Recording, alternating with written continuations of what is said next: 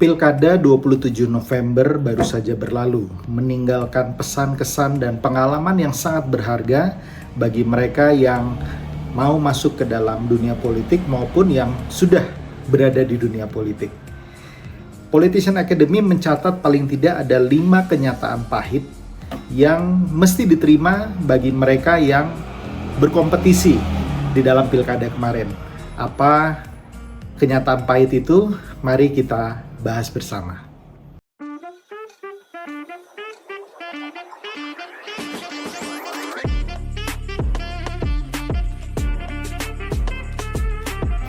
Hai Sobat Politician Academy, bertemu lagi dengan Bongga Chandra, coach dari Politician Academy. Pilkada 27 November baru saja berlalu dan memberikan banyak pelajaran dan banyak pengalaman bagi mereka yang berada di dunia politik.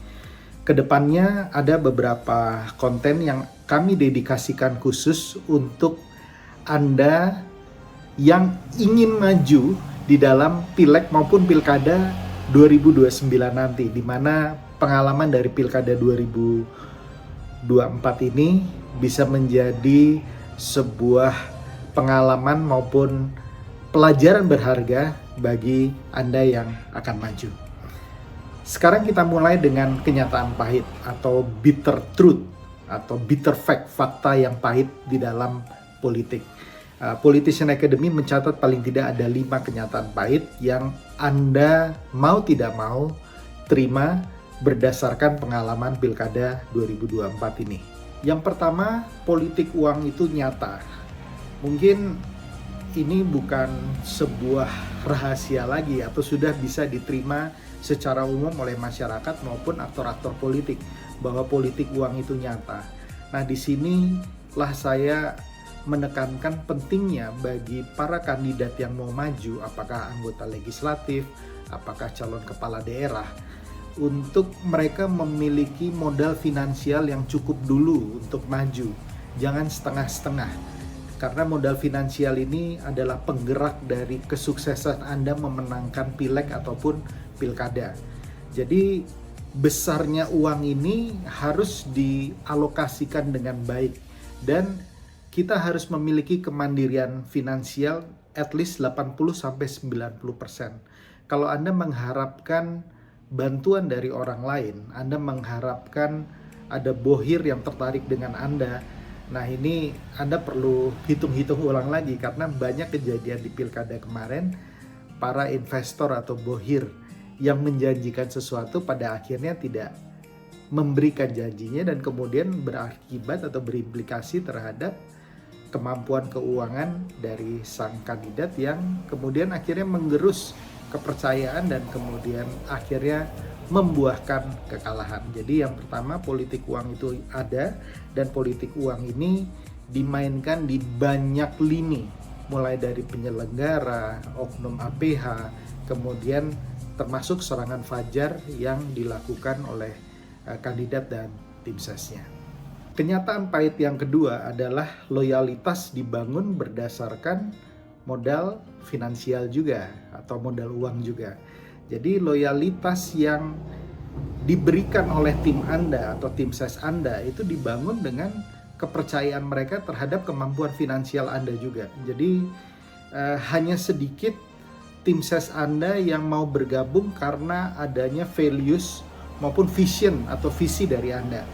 Kalau mereka percaya dengan values dan visi Anda itu bagus, tapi kemudian untuk memupuk loyalitas ini juga memerlukan uang dan dana. Apakah uang itu dalam bentuk insentif bulanan maupun insentif yang akan Anda berikan di dalam operasional pergerakan maupun nantinya pada saat Anda terpilih. Jadi hampir omong kosong loyalitas itu diberikan kepada Anda kalau Anda memiliki modal finansial yang kecil.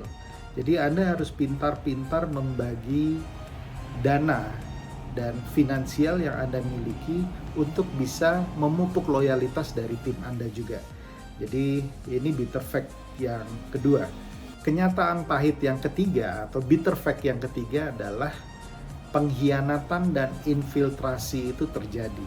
Ya, jadi ini kembali berkaitan dengan tim ses Anda. Saya pernah mengatakan bahwa tim ses itu menentukan kemenangan Anda itu sampai di 60 sampai 70% dari kemenangan Anda itu ditentukan oleh tim ses Anda. Nah, dalam konteks membangun tim ses, selalu Anda pikirkan tadi mengenai satu, loyalitas, dan kedua, bagaimana informasi-informasi yang sifatnya rahasia itu hanya dibuka di kelompok tertentu saja, kelompok inti saja, karena yang namanya pengkhianatan atau infiltrasi itu terjadi. Pengkhianatan bisa karena loyalitas mereka dibeli dengan harga lebih tinggi oleh paslon lain, bisa juga karena kepentingan-kepentingan jangka pendek, atau tadi dalam konteks infiltrasi sebetulnya tim Anda itu sudah disusupi oleh tim dari paslon lain. Nah, hati-hati dengan ini karena segala sesuatu yang berkaitan dengan strategi itu akan bocor bila infiltrasi ini tidak bisa dicegah.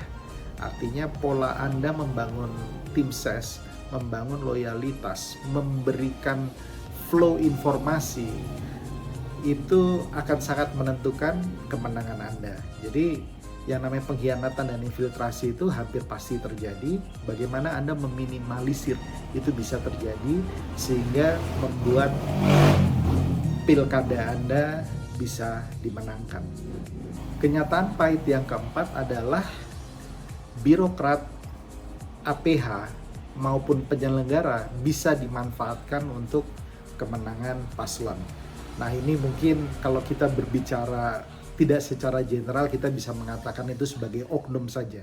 Jadi ada oknum birokrat, oknum APH, dan oknum penyelenggara yang menentukan kemudian bagaimana kemenangan Anda dilakukan.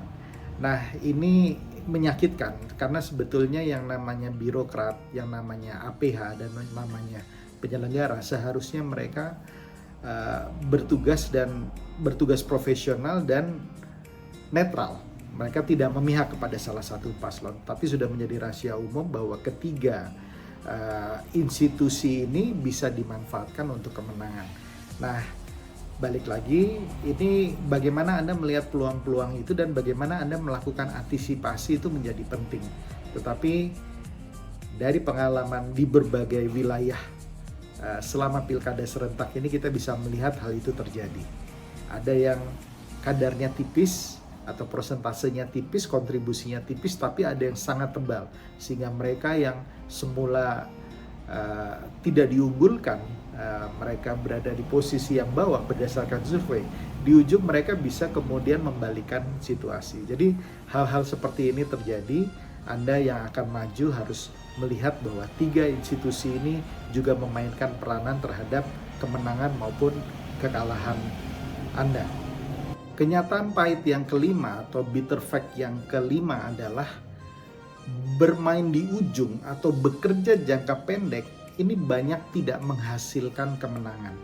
Artinya ini terutama untuk pilkada, di mana untuk bisa menjadi pemenang di pilkada Anda harus memiliki social investment yang agak panjang. Jadi kalau Anda hanya berpikir saya hanya bermain 3 bulan atau 4 bulan ke depan saja, ini bahaya sekali ya, karena dalam 3-4 bulan itu Anda akan mengeluarkan biaya yang akan sangat banyak sekali. Lain halnya kalau Anda di awal sudah memiliki investasi sosial yang baik, reputasi sosial dan rekam jejak yang baik di masyarakat, di mana ini bisa menjual diri Anda dalam konteks personal branding sehingga popularitas dan elektabilitas tinggi. Kebanyakan mereka yang bermain di pilkada dan yang kalah, kebanyakan mereka berpikir bahwa dengan bermain 4 bulan, 5 bulan, 6 bulan ke depan saja mereka bisa memenangkan pertarungan. Hati-hati dengan itu, terutama untuk pilkada. Pilkada itu Anda paling tidak harus mempunyai social investment 2 tahun sebelumnya, bekerja serius di 1 tahun sebelumnya, dan 6 bulan bekerja dengan sangat tepat dan terukur. Itu gambarannya. Jadi kalau Anda cuma berpikir singkat ya, bermain di ujung saja gitu ya, bermain jangka pendek saja, saya pikir ini akan membuahkan kepada kegagalan Anda. Demikian 5 bitter truth atau bitter fact, kenyataan pahit yang perlu Anda terima, yang Politician Academy pelajari di dalam Pilkada Serentak 2024 ini. Semoga bermanfaat dan salam perubahan.